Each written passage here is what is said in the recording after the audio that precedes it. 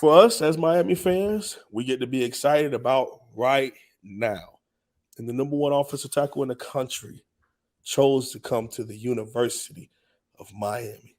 Come on, somebody. Hot dog. Well, based on what you know, what you've seen, what you've heard, put it all together. What's your analysis? First off, of course, I love him. I argue that Francis Marigoa, in my opinion, is the better prospect. I will say that. I think he is the number one offensive tackle in the country, according to the H1H's review. But looking at 247 and looking at what Honcho Pancake brings to the table, and I'm really excited about him. I'm super happy that he comes here. This is 1B to 1A, in my opinion. And you know, Pancake Honcho is a very highly sought after recruit.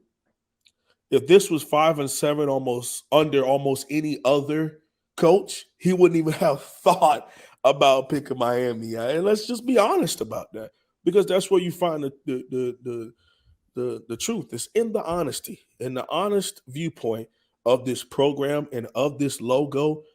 I would say maybe 70% of the young men that are going to put pen to paper this upcoming Wednesday would not be Miami Hurricanes, if we're just being honest about that. Which will be probably somewhere in the 30s or 40s, and piecing together and talking about the crib is great and talking about some 4-star from Miami is a 5-star anywhere else and trying to shove that up everybody's butt. But instead, we're to the point where we have a coach. He brings a certain level of culture. He's an elite recruiter. We have a great benefactor and someone in the NIL deal. Yes, that is a factor, and we're open about that. Why? Because that is legal now. So those in the SEC, those in the Big Ten, that USC, they can't just pay players like they used to. Everyone gets the opportunity to do that now if you have the right people in contract with your program giving NIL deals. John Ruiz is who I'm speaking about, and he's done a great job giving our young men an opportunity. Him, in conjunction with Dan Redikovich, in conjunction with Alonzo Highsmith, in conjunction with Coach Cristobal and his staff, have built building, a program that is attractive to some of the best talent in the country, not just in my hometown of Dade County, not just in the state of Florida, not just in the South, but in the country. Today we signed the number one player, of course, in Massachusetts, but the number one player in his position in Samson. Now, I want to be able to pronounce his last name the right way. That's why I always say Pancake Honcho, but I want to be I hate mispronouncing people's last names.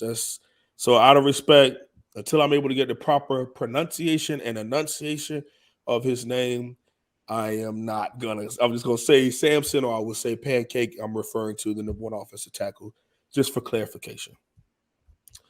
I assume that our guy Cam has pronounced it correctly, but I don't remember how he pronounced it, and I don't remember either. And like you, I do not want to butcher anybody's name. So we will learn his name.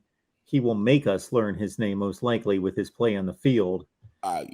We will need to know his name, and that's the best way to go about it. So, yes, out of due respect, we will not butcher the name.